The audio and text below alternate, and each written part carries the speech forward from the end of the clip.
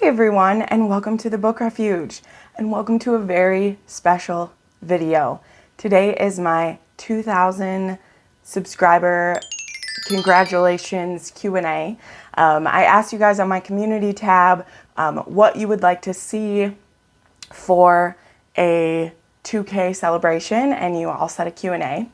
And then I put it on my Twitter. I asked my friends in Discord, as well as put it on the community tab, what questions you had revolving around romance, me as a person, Outlander, and I have a list of questions right here. Yes, it's color-coded because I'm that kind of basic. And yeah, I just want to spend a little bit of time answering the questions you had for me. And yeah, I just feel so honored to have you all here. Every time I hit a milestone like this, it's kind of crazy to me because I never expected to reach this point.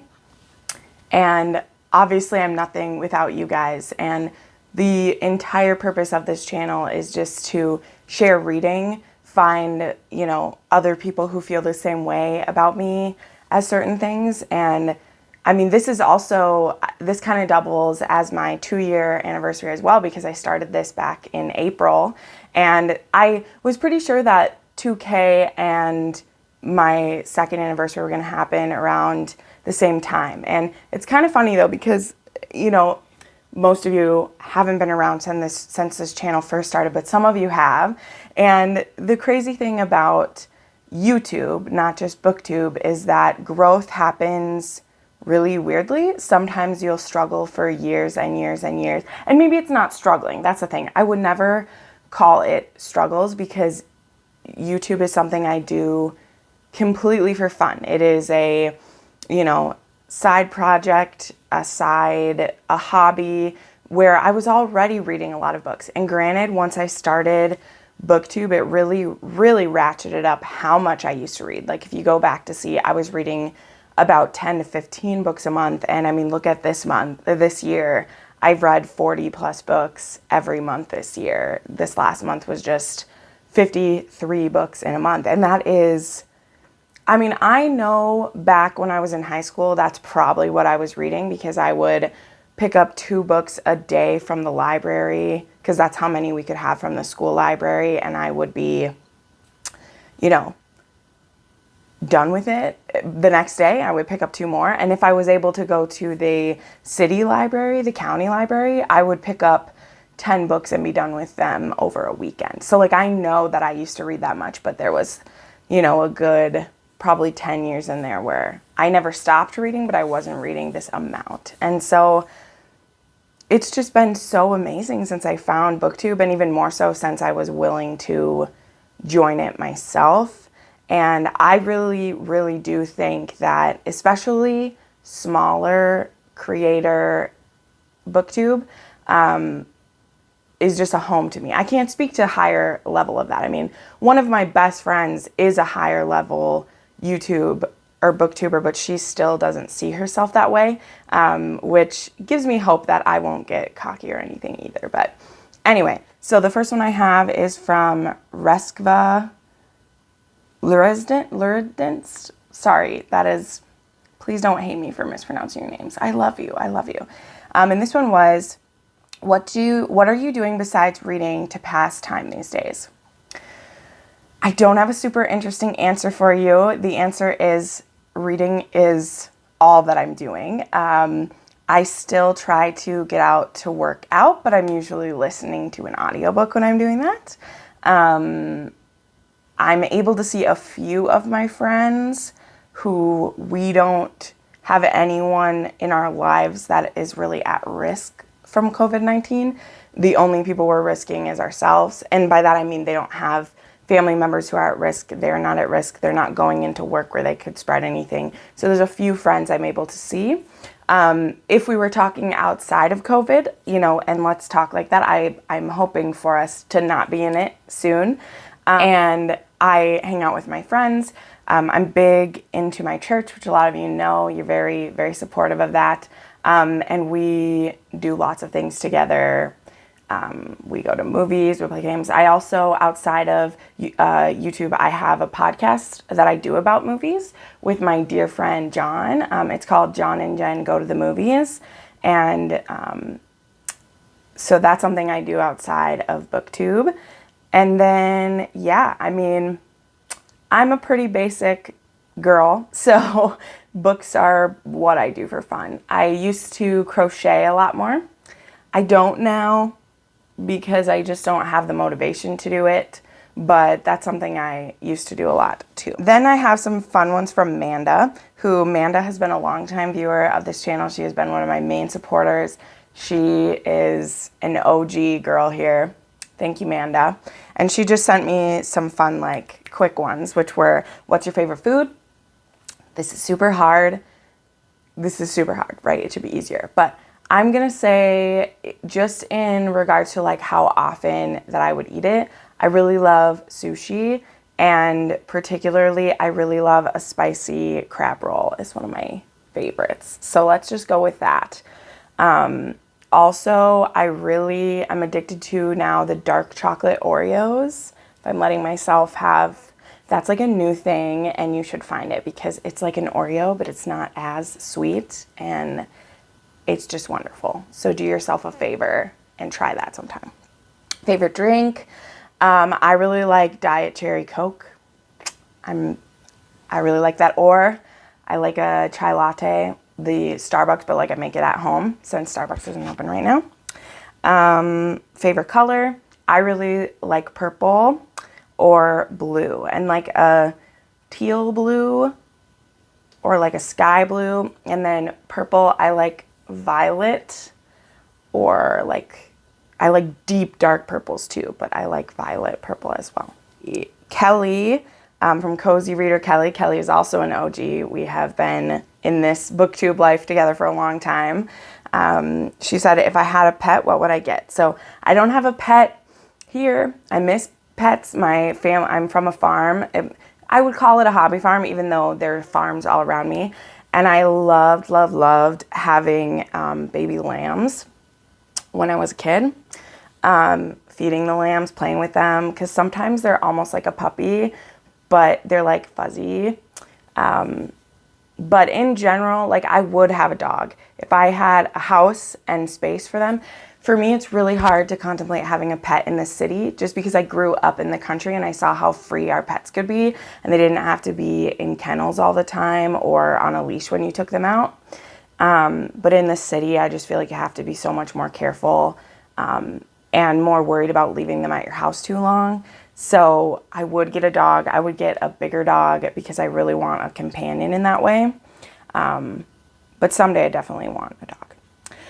All right, from Tatiana Kabakov, again, I'm sorry, don't hate me. She asked, what is my fave romance that's not a book? So from a movie, TV, or celebrity couple. This is such a cute question. Like, I love this so much. So I will give you an answer for each one because I think that'll probably be best. So celebrity couple, I would actually say, oh man, this is so hard because it changes for me like all the time. But, ooh, who would I say? Probably John Krasinski and Emily Blunt. Like, I just think they're so cute, and they're so like free about sharing about their family, which I think is really nice, because I totally understand if other celebrities don't want their kids out there. Totally get it, but I just love them. And if you're not watching Some Good News by John Krasinski on YouTube right now, you should be, because it will make you cry and make you happy and stop making you be sad, which is great. Movie, probably my favorite couples are from The Holiday, because that's my favorite rom-com. So I would probably say like the couples on there, because that is the romance that I watch the most. So let's go with those. And then TV. Ooh, this is so hard too. I love TV so much. I'm going to go with Monica and Chandler, because I just think that is such a fun, kind of like realistic-ish relationship. Also Sheldon and Amy, but that one's just like too much drama for me. Monica and Chandler, I feel like a lot of the drama they have is at least kind of realistic.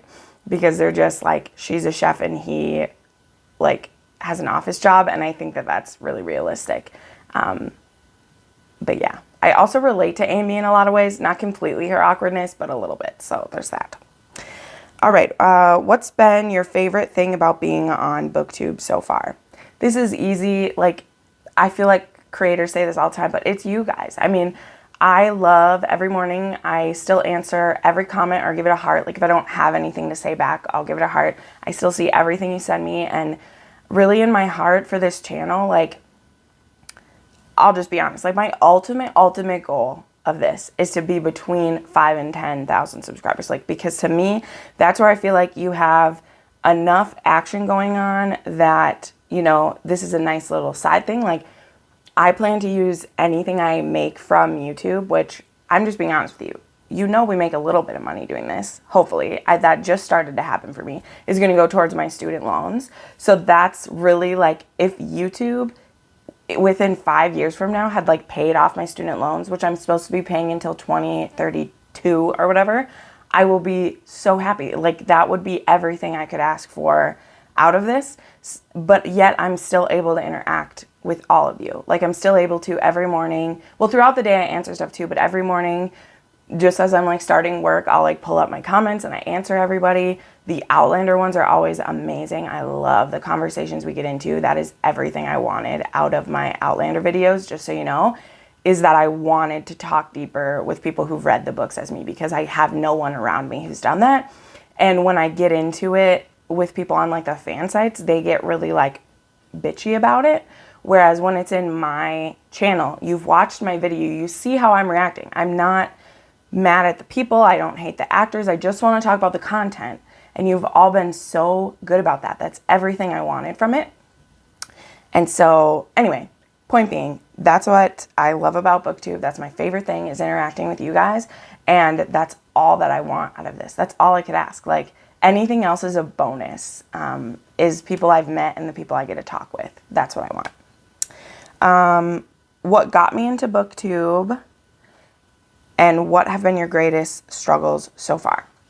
So Christine Riccio is the first videos I saw. I think that might be that way for a lot of us, because I didn't realize that so many people, like, that Booktube was a thing, that people were reading and doing reviews about it. And then I remember thinking, like, you can find anything on Booktube. I wonder if I can find a review for this certain book. That book was Graceling by Kristen Kishore. I'd never met anyone else who read it. And Christine had this really, like, it was one of her old videos too, of her reviewing it. And then it just led me down her rabbit hole. And that was probably about 2 years though before I started a channel myself. The person who got me to make a video was Murphy Napier.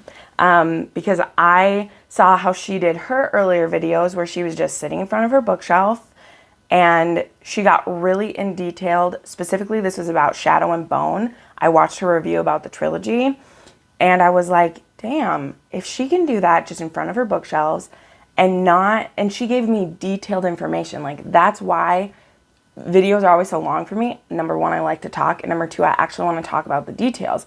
I know some people don't want spoilers. I know some people feel that way, but I read the book. I want to talk about it. You can choose when you watch the video. You don't have to watch it when it's a spoiler for you. You can wait till afterwards.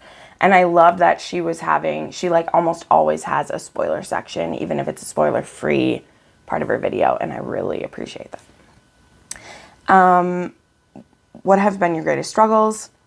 Probably just the knowledge base of me. Like, I film all of this with my phone, so I've upgraded phones a few times. I just use a lapel mic that plugs into it. I actually just got a new one because the new Samsungs, they went to the, like, they don't have a headphone jack anymore. You have to have the, like, plug into the socket, so I had to get a new microphone. I just have a tiny little selfie light, and, like, this is all that I use. So the quality of my videos, like, really, you know, I don't plan to invest more into this. Like I said, I'm only in this for talking about books.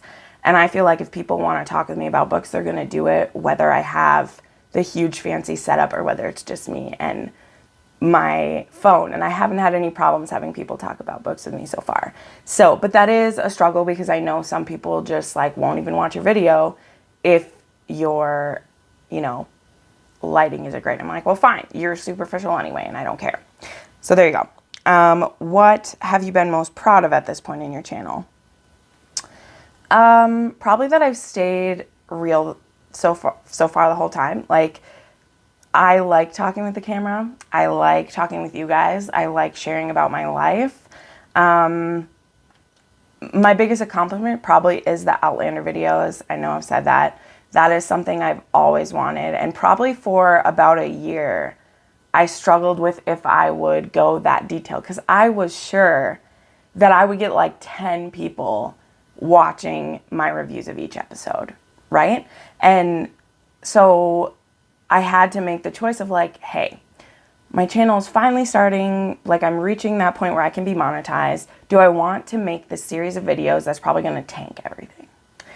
And I've been wrong. Like, they've been my best videos. My Outlander series is the top of all my video charts right now. And it's because, number one, I should have thought about the crossover appeal, because there are people, you know, I have such a huge viewership now who's over 40, which I never would have thought that people like older and wiser and are way more into this series than me would watch my videos, because I'm just this, like, Outlander is only the last 5 years of my life, and I just try to be as articulate as I can, but people can see your passion, and that's what I feel like gets people coming back to me, is number one, I actually try to know what I'm talking about. Like, I really try not to just throw stuff out there. People still correct me, because these books, they're huge, and I've only been through them twice, where some people have been through them 8, 10, 15 times, because they've been reading them for 30 years. So I really try to know what I'm talking about, and I'm very passionate about it. So people want to see that. People want to see a 40-minute video of you talking about their favorite thing. Like, they will watch it. And it's just completely opened my channel up for me. And so I'm very proud that I did that for a non-selfish reason. I didn't do that to add all the subscribers I got. I didn't do that because I was expecting views. I just wanted 10 people who love Outlander even a little bit as much as me to engage with me. And that's what happened. That's more than just what happened. So I'm really proud that I did that, even though I didn't think I would get anything from it. And I've been rewarded for it and been encouraged to make even more. And now I'm going to keep doing Outlander videos way past that. So this seems like a good transition. I just have 3 Outlander questions. So since I was just talking about that, I'll do that. So this will be Outlander section here. So, have I read the Outlander companion novels? Yes, some of them. I have read the 2 Outlandish companions. I've actually listened to them on audio, which, if you can do that, you should, because Diana reads a lot of it. And then Davina Porter reads different selections from the books, and it really gives you an overview of the book. So there's something I go back to when I'm comparing things to the show, when I have a question where I don't know what page it happens. The Outlandish companions, there's one for the first 4 books and one for the second 4 books, and it's awesome. I also have read 2 of the short stories from 7 Stones to Stand and Fall. I've read a Leaf on the Wind of All Hallows, and then I've read, there's one about Jamie and Ian Sr. in there that I've read too, but it's been a long time. So I liked them. I like them a lot. I love everything Diana writes. She just has such a massive brain.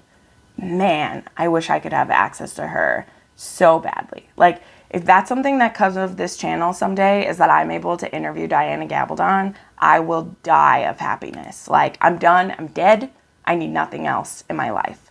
I want to talk to that woman before I die, or she dies, or anything. Like, I want that. If you hear me out there, world, let me talk to Diana Gabaldon. And then, when was the first time I read Outlander? And which did I do first? The books or the TV show? And did I imagine Claire and Jamie differently? Okay, that's a lot of questions. Let's break this down. First, yes, I saw the first half of season 1 first. And I did this, let's see, I think it was 2015 or 16. One of those 2.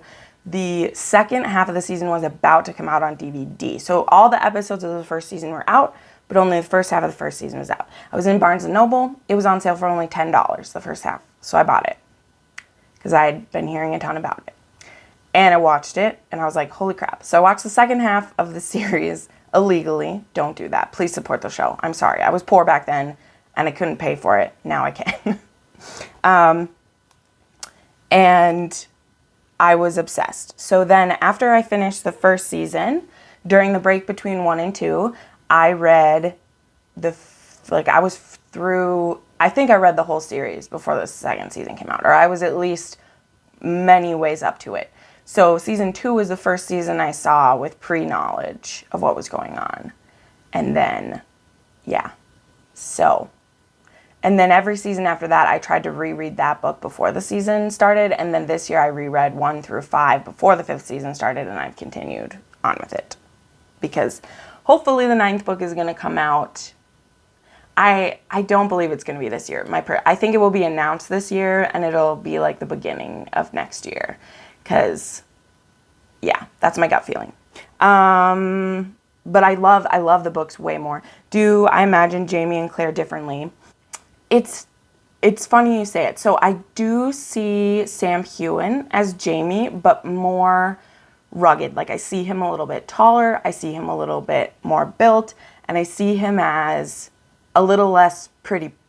Like, Jamie isn't pretty in my head. But the rough structure of what he looks like, I see Sam Heughan just because I saw that first.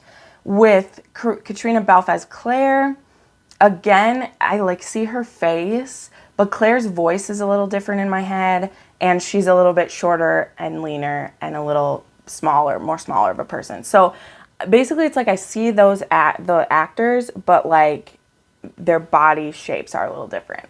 And then my Jamie in my head is like, he's even more perfect than Sam Heughan because he's not real. So it's a mix. Sometimes I see both. The Bree, I definitely don't see Bree and Roger the same because I definitely, in my heart, she is 6 foot tall and she is a Amazon, which is how Roger describes her all the time. And Roger is this like, again, he's almost the same height as Jamie. He is more buff. He is covered in hair. He is definitely like more to me. But yeah, love it. Okay, so let's get into the non-romance book questions I have, and then we'll end out with romance questions. So, you knew this was going to be a rambly video, but it's okay. So, here we go. What do you think of Poldark Series 5? I hated it. I absolutely hated it. So, I have read all the Poldark books. They're actually like in that shelf right there. Again, kind of the same story with Outlander. I saw the first season of Poldark, and then I read the first 3 books, and then I saw the second season of Poldark, and then I read all the rest of the books, which there are 12.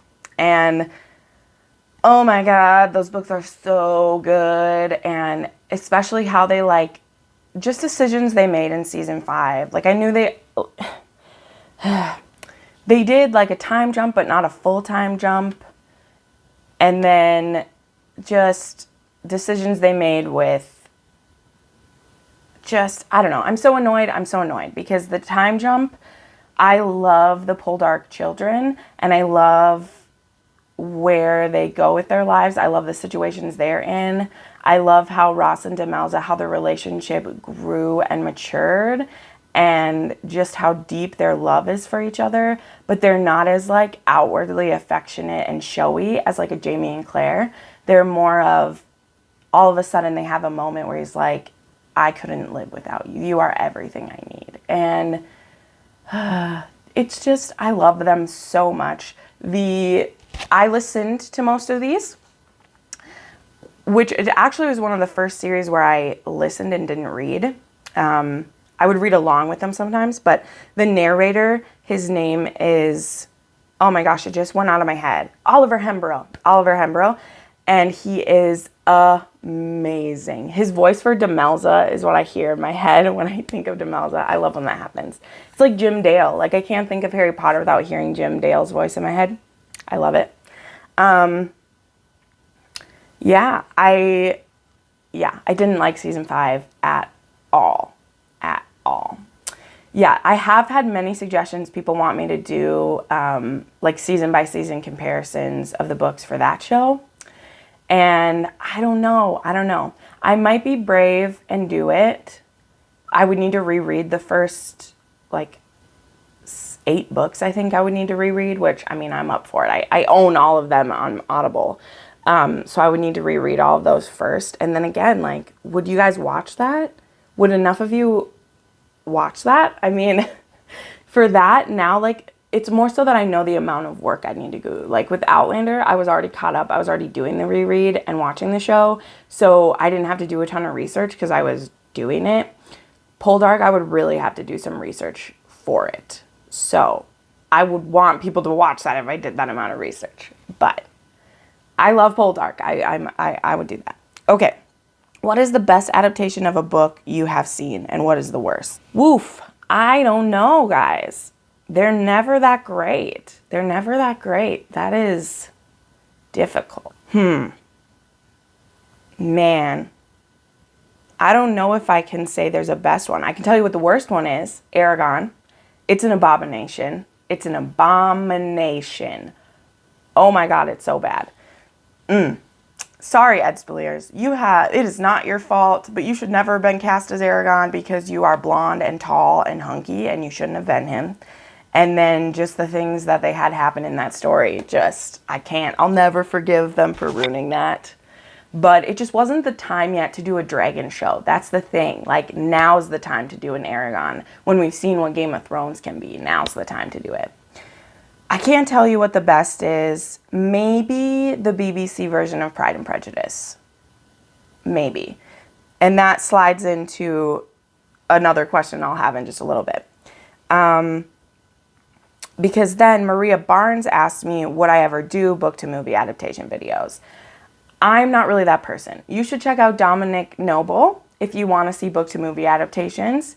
I don't really like that because I end up just kind of bitching the whole time, which I know some people want to see, but I just don't. I would rather read the book and enjoy it, and if I end up seeing the show, that's fine, but I don't know. Like, I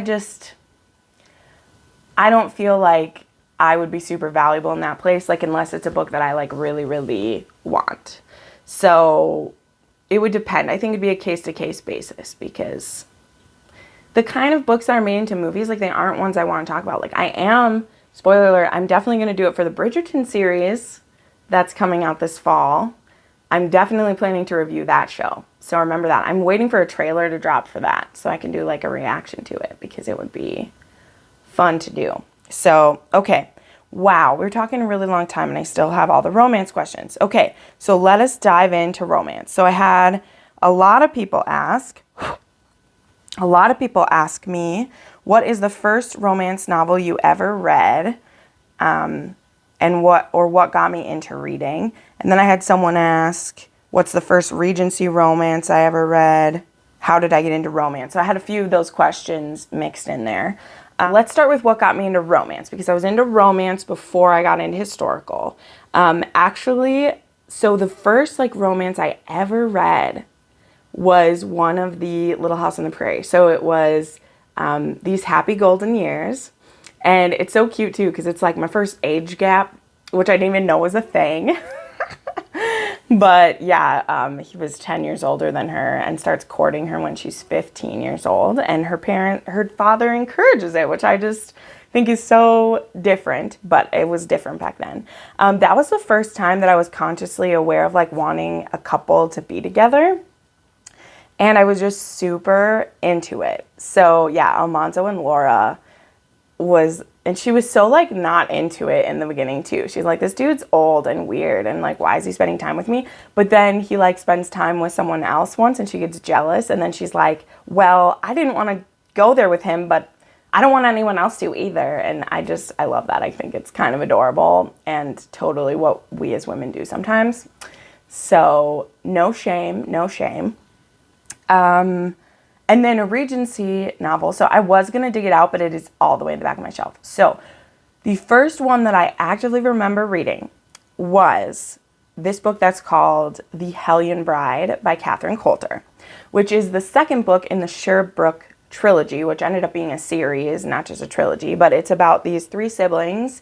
And The Hellion Bride, oh my gosh, I'm afraid to reread it. That's the thing. I'm afraid to reread the Sherbrooke trilogy because I know it has consent issues. It has like some serious disrespectful moments in it. And just Catherine Coulter's historical romances were definitely 80s and 90s romances where there's a lot of issues. And usually I can like turn my head from it and it's fine. But I tried reading a Kathleen Woodward's The Fame and the Flower, and the rape, the blatant rape that was happening there was not something that I could get over. And Catherine Coulter had that in a lot of her books. And it hurts me to say. But anyway, I loved it at the time. I thought I'd never read anything like it. And so me and my friend, we read that whole trilogy. She ended up finding the other books at the library for me. And this was back in 8th grade. And I'll tell you what, so these books were in my teacher's library when she was a high school teacher. And then that teacher got moved to middle school. And so she gave me and my friend all of the romance novels she had that wouldn't be appropriate for the middle grade classes. So I actually own the very first Regency romance I ever read. I own it. And I just think that's so cool. Like, I own the first historical romance I ever read, the exact copy. But it is buried under my shelf. I'm sorry. I'm not going to get it for you. But yeah, that's the first one I ever read. I am not suggesting it because I'm not, but if you want to look it up, you can. I loved the Sherbrooke trilogy. I loved even the more extended series because there's one that's actually about a pastor, and I really liked that one. One of the youngest Sherbrooke brother, he becomes a minister, and he ends up as a widower, and it's about his like second chance at love. So you should check that out, but I'm not suggesting it. All right. What is your favorite Pride and Prejudice adaptation, and what is your favorite Jane Austen book, which is also the movie? So my favorite adaptation is the BBC version of Pride and Prejudice. I think it does such a good job of the adaptation. I like that it shows us a lot of things from Darcy's side as well as Elizabeth's, which we see in the book. Man, Darcy, every time I read the book, I love him more. I love him more. Pride and Prejudice is my favorite book. To be fair, I haven't made it through any of the other ones. I have tried almost all of them, and I'm never in the right mood, and I can never push myself through. But my other favorite movie, like the best adaptation, is the BBC Pride and Prejudice. My favorite one to watch over and over again is Mansfield Park, the version that I'll put a picture of it up here. It's the one that Murphy finally just watched, and she loved it too, and I was so happy because we don't always like the same things in romance unless it's Jane Austen, which is funny to me. So that's my other favorite movie. But really, I love Sense and Sensibility, Mansfield Park, and Pride and Prejudice pretty equally. Like, it just depends on the mood that I'm in. What got you into romances? Already answered that. Okay, which popular character trope do you prefer, the alpha hero or the virgin hero? I like the alpha hero a lot because I feel like the virgin hero isn't done super well. I've actually read one recently that was really good. It's called The Game Plan by Kristen Callahan. That is one of very few with a virgin hero I read. I also just read one called First Comes Scandal, which is a historical one where the hero is a virgin. I just usually like alpha males. That's what I like. And I feel like people don't write virgin heroes well because it doesn't mean that like they didn't have a chance at women or they didn't want to. Sometimes people wait, and it's not for a religious reason or a whatever. Like, they either just aren't in the situation, don't have the time, or haven't like met the person they wanted to do that with. And I feel like in historical romances, it's always about like, well, the man needs to have experience, so we're going to. I'm like, I'm sorry, but sleeping with mistresses and hookers, like, I'm not excited for you to be my husband if you've done that. And sorry, like diseases were a much bigger problem back then because you couldn't always get them treated. And I'm just saying, like, I think it's sexier that you didn't pollute your man parts before you married your bride, okay? I'm just saying. But I also don't need them to be like, I don't know. Anyway. So I usually prefer the alpha male in a book, but if a virgin hero is done well, I'm all here for it. Because I'm here for a good romance. I don't care if you have experience or you don't. I think you can find stuff out together. And I think how that happens for most people is you figure stuff out together. And what's more important, learning how to please women in general or learning how to please the one that you're with? Anyway. What is the difference between romance and literary fiction? So I've actually made a video all about the romance genre and genres in general, which you can check out. I will put a link to it in the description. But basically, literary fiction, like, it just means that it's fiction. And then romance is something that one can be in anything. Like, romance isn't just specifically a genre. Like, this is hard because how do I explain it? I explained it better in the video because I literally had all the terms in front of me and I explained it. But what they call like the romance genre is anything where romance is the plot of the story. Like it's about two people meeting, falling in love. That's the main plot of the story. Within that, you have all the different like categories of it, right? So age gap romance, small town romance, second chance, like where do you have all that? Now in fiction, you can have romance in the story still, but there's a different plot. Like it's a murder plot or a thriller plot or a revolutionary plot, whatever. But you can also have romance in it. So like those are the difference. The difference is what the plot is about. That's what like a genre means. Like fantasy, sci-fi, romance, whatever. It's what is the plot of this story? Is the main purpose of the story that we need to overthrow the king?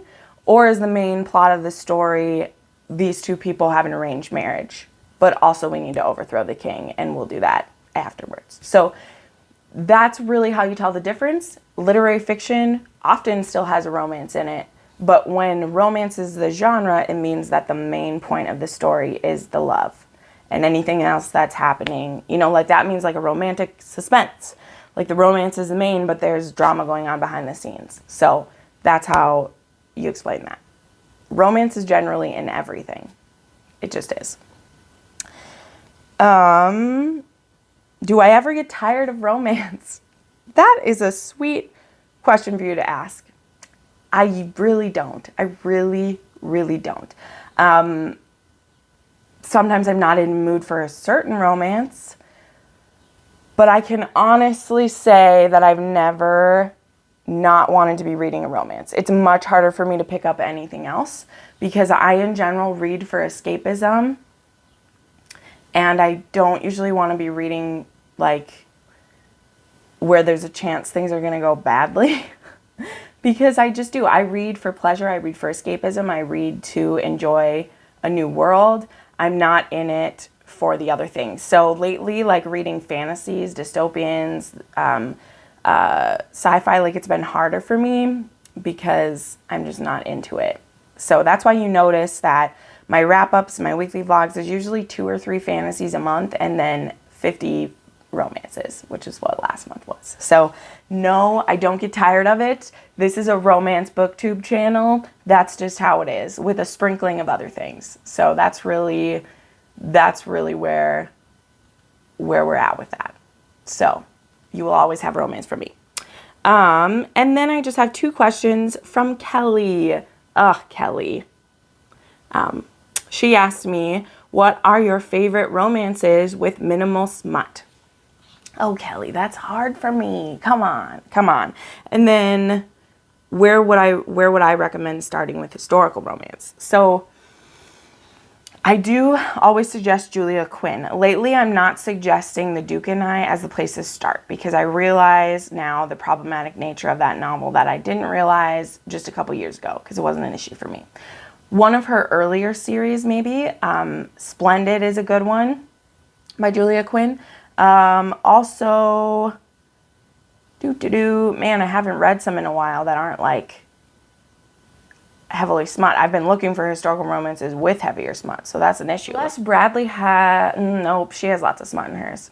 Kelly, I'm gonna have to get back to you on this. I haven't read enough lately that aren't super strong, because Lisa Kleypa is pretty heavy in it. Lorraine Heath, who I'm reading right now, pretty heavy in it. Yeah, a lot of my favorites are pretty heavy in it. However, as you can see back here, I have 57 new romances to read that are not, like, I have no idea what their level is. So we might have to put a pin in it and come back to that one. Favorite romances with minimal smut. I mean, I recently read The Unhoneymooners, which I'm pretty sure you've heard of already. That one doesn't have a lot in it.